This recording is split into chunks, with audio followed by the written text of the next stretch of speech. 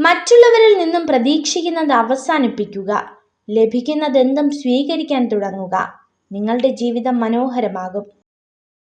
നീ പുഞ്ചിരിക്കുക. എന്തെന്നാൽ നിന്റെ സങ്കടത്താൽ ഈ ലോകം മാറാൻ പോകുന്നില്ല. ക്ഷമയേറെയുള്ള മനസ്സുകൾ ദയയില്ലാതെ പറ്റിക്കപ്പെടും. ഏറ്റവും താഴ്ന്ന പടിയിൽ നിന്നുപോലും മുകളിലേക്ക് മാർഗങ്ങളുണ്ടാകും. അതിനാൽ പിന്നിലായിപ്പോയി എന്ന് കരുതി ഒരിക്കലും നിരാശപ്പെടരുത്. ചെയ്തു കഴിഞ്ഞ കാര്യങ്ങളെക്കുറിച്ച് സംസാരിക്കുന്നത് അനാവശ്യമാണ്. കഴിഞ്ഞുപോയ കാലത്തെക്കുറിച്ച് കുറ്റപ്പെടുത്തുന്നത് മണ്ടത്തരവും.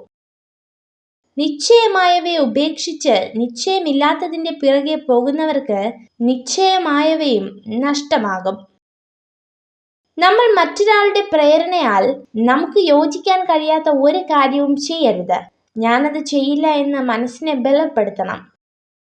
ആളുകൾ ചെയ്യുന്ന കാര്യങ്ങളിൽ നിന്ന് പഠിക്കുക.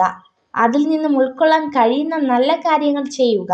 മറ്റുള്ളവർ നിങ്ങളോട് പറയുന്നതല്ല നിങ്ങൾ ചെയ്യേണ്ടത്. നിങ്ങൾക്ക് എല്ലാം നഷ്ടപ്പെട്ടെന്ന് തോന്നുമ്പോൾ നിങ്ങൾ ഒരു കാര്യം മറക്കരുത്.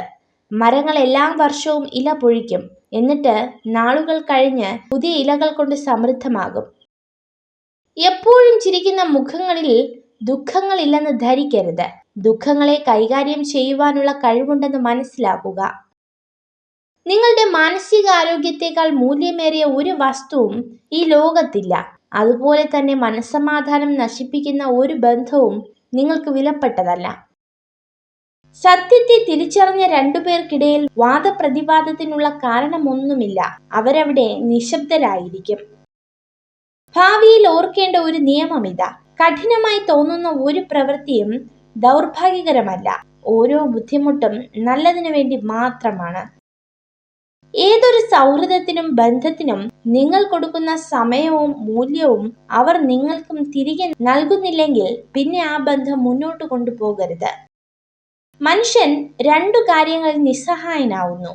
ഒന്ന്, ദുഃഖം വിൽക്കാൻ സാധിക്കുന്നില്ല. മറ്റൊന്ന്, സന്തോഷം വാങ്ങാൻ സാധിക്കുന്നില്ല.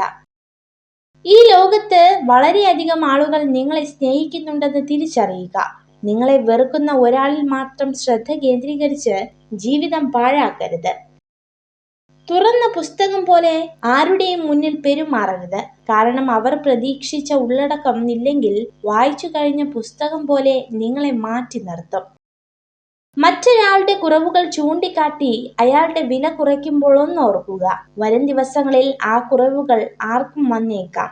കാരണം എല്ലാവരും മനുഷ്യരാണ്. നിങ്ങൾ ഈ വീഡിയോ കണ്ടതിന് നന്ദി. ഇതുപോലുള്ള കൂടുതൽ വീഡിയോകൾക്കായി ചാനൽ സബ്സ്ക്രൈബ് ചെയ്യൂ.